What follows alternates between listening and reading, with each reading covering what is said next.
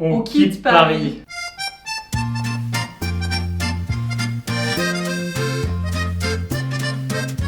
Bon bah voilà, fin de la vidéo, l'annonce est faite. Non, on va pas vous laisser avec ça parce que vous avez remarqué qu'on aime vous partager nos déclics, nos décisions de vie et que a priori ça vous inspire. Donc là, on vous laisse pas qu'avec ça. Des décisions, on en prend tous les jours dans notre vie. Que ça soit des petites décisions sur qu'est-ce qu'on va manger ce soir ou alors sur où est-ce qu'on va habiter et où est-ce qu'on va fonder une famille et s'épanouir. Donc voilà, c'est plein de questionnements sans cesse dans la vie et ça évolue au fur et à mesure. Et nous, on est arrivé ici à Paris il y a 2 ans maintenant. À la base, je viens de Bretagne et Diane, D'un peu partout en France. un peu partout en France. Elle est née dans le sud, elle a Voilà. vécu à La Baule, à côté de Guérande, à Nantes aussi. Donc voilà, on est plutôt des gens de l'ouest de la Bretagne et on est arrivé à Paris. Mais maintenant, on a pris la décision de repartir. Il faut savoir que c'est une décision qui a été un peu compliquée à partir du moment où on s'est vraiment dit est-ce qu'on quitte Paris ou est-ce qu'on reste. Moi, subitement, j'ai eu un mal de crâne qui est arrivé, qui a duré 2 jours, où vraiment c'était un gros brouillard dans ma tête parce que je devais prendre une décision qui était très importante. Donc évidemment, c'est pas simple au début. Et finalement, on s'est donné quelques temps de réflexion, c'est-à-dire 2 jours, 48 heures. Ça allait très très vite. On s'est dit ok, on va tester si effectivement on a encore des choses à faire sur Paris ou si on s'éloigne. Ça veut pas dire qu'on s'éloigne à tout jamais, hein. Les trains ça existe et là où on va aller ça sera de toute façon pas si loin que ça maintenant en train. Mais bref, tout ça pour vous dire que c'était une décision qui était délicate et qu'on a laissé 2-3 jours pour se décider et que pendant ces 2-3 jours on a eu des signes assez rigolos sur le fait que oui, barrez-vous de Paris. Déjà, toutes les personnes à qui on l'a annoncé nous ont dit ça. Et en particulier, notre propriétaire, quand on a dit qu'on partait, nous a dit « comme je vous comprends ». Du coup, on s'est dit « bon bah, même si notre propriétaire nous dit ça, c'est vraiment, il est temps qu'on parte ». Il y a eu cette année cette histoire de coronavirus. Alors nous, on avait la chance d'être déjà à La Baule pendant le coronavirus, donc on n'a pas eu cette malchance d'être dans l'appartement à Paris. Et d'ailleurs, c'est ce qui nous a fait aussi réfléchir sur l'endroit où on voulait vivre, parce que à La Baule, on était avec la forêt autour, on était dans la nature, il n'y avait pas de bruit. Et aussi pour la petite anecdote, c'est assez drôle, mais quand on a quitté Paris et qu'on était allé à La Baule, on était arrivé avec des têtes de déterrés. Vraiment, dans ma famille, on m'a dit mais vous avez l'air fatigué quand même. Et après une bonne nuit de sommeil, simplement, un peu loin de l'agitation, etc., une bonne nuit un peu plus en nature, le lendemain, vraiment j'ai halluciné. Je suis allée devant le miroir, j'ai fait mais qu'est-ce qui s'est passé? J'avais le visage hyper reposé. Et je m'étais pas vue comme ça depuis des mois en fait. Je m'étais habituée à avoir une tête fatiguée, à être fatiguée. Et ça c'est quelque chose qui est compliqué, qui est difficile à gérer à Paris, c'est qu'on est tout le temps sollicité, tout le temps surmené. Il faut tout le temps être au taquet sur tout. Et c'est très fatigant en fait. C'est un truc qu'il faut savoir. C'est soit on fait avec, soit on fait pas, mais c'est très fatigant. Il y en a qui aiment beaucoup l'agitation, le fait d'être avec plein de gens, de pouvoir sortir facilement, de pouvoir de voir du monde, voir les monuments, c'est super beau Paris. Ouais, c'est magnifique. C'est trop beau, il y a des super endroits et tout. Mais c'est vrai que pour nous, notre mode de vie, ce qu'on veut développer et ce qu'on veut arriver à faire, en fait c'est pas à Paris qu'on va le trouver. On a vraiment profité, mais maintenant la vie ça évolue aussi. Et il faut oser prendre des choix comme ça, faut s'écouter, il faut écouter son cœur, il faut écouter tous les signes aussi qui nous disent des fois en fait reste pas là, t'as plein de trucs à faire ailleurs.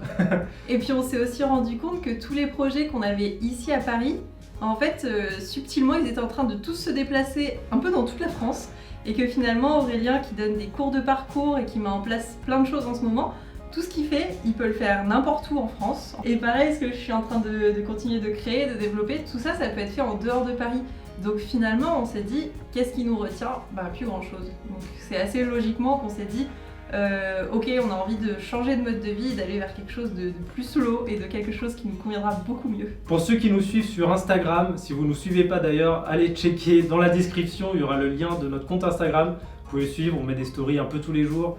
Et on poste 3 fois par semaine maintenant. Ou du moins, on essaye. Sur Instagram, on vous a partagé pendant tout le mois d'août notre voyage qu'on a fait, où on est allé rencontrer des personnes inspirantes, soit qui vivent différemment, qui font les choses différemment, toujours dans une démarche de faire différemment, dans plein de domaines différents. On a déjà sorti une vidéo la semaine dernière sur la Tiny House. Si vous ne l'avez pas vue, je vous invite à aller la voir, je vous mets dans la petite fiche en haut. Et voilà, on est super fiers de la vidéo, on est super fiers de ce qu'on a fait. et d'avoir rencontré toutes ces personnes inspirantes. On a plein d'épisodes à vous montrer. Ils arriveront au fur et à mesure. On a hâte de vous montrer tout ça. C'est vrai que pendant ce voyage, on a été encore plus inspirés que ce qu'on pensait au départ. Et toutes les rencontres et tous les styles de vie qu'on a pu découvrir nous ont vraiment encore plus inspirés que ce qu'on pensait. Je le répète, mais c'est vraiment ouf. Et c'était un voyage un peu initiatique, presque spirituel, qui nous a permis de prendre des décisions qui sont fortes quand même sur le fait de déménager. Où au final, t'as tellement de discussions enrichissantes sur ton mode de vie, sur ce que tu penses et tout, que tu te retrouves à revoir tes bases et savoir de quoi j'ai réellement besoin. Et finalement, c'est aussi quand on bouge de son environnement, quand on part en vacances, quand on s'éloigne de son lieu de vie, qu'on peut se rendre compte de notre façon de vivre, soit quand on est éloigné de cet endroit, soit quand on y revient. Et par exemple, quand on est retourné dans le métro, j'étais en pleine réflexion parce que ça faisait des mois que je m'étais pas retrouvée dans ce bazar-là, qui est quand même pas très agréable. Et en fait, je me suis rendu compte que la simplicité est une richesse. Donc voilà, je vous pose ça là, vous en faites ce que vous voulez. Mais il y a un moment où je pensais que c'était cool de vivre à Paris parce que t'es tout le temps stimulé, tu fais plein de choses, t'es tout le temps en train de faire plein d'événements et tout, c'est riche, c'est riche, c'est riche. Et en fait, ça peut être très fatigant et épuisant. Et des fois, la simplicité et le fait de pouvoir être dans la nature, c'est ça qui devient une richesse folle. De réussir à calmer son quotidien, c'est une autre richesse qui s'offre à nous.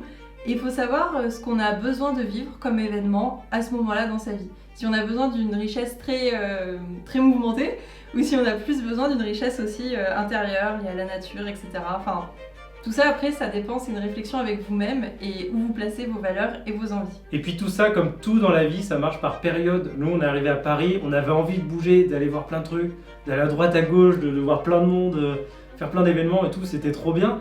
Mais maintenant, on arrive plus à un moment où on se dit, bah ouais, on a envie d'être un peu plus cool en fait, de pas avoir 40 minutes à faire dès que tu vas aller quelque part de métro, de marcher pendant des heures pour aller rejoindre des trucs. Enfin, et maintenant il y a le masque et tout, enfin, c'est infernal.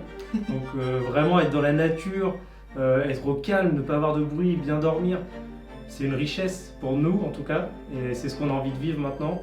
Donc c'est pour ça qu'on quitte Paris. Bon ok les amis, on quitte Paris, mais on sait pas vraiment où on va. On sait à peu près la région dans laquelle on va être, la grosse ville à côté de laquelle on va habiter, qui n'est pas Paris d'ailleurs.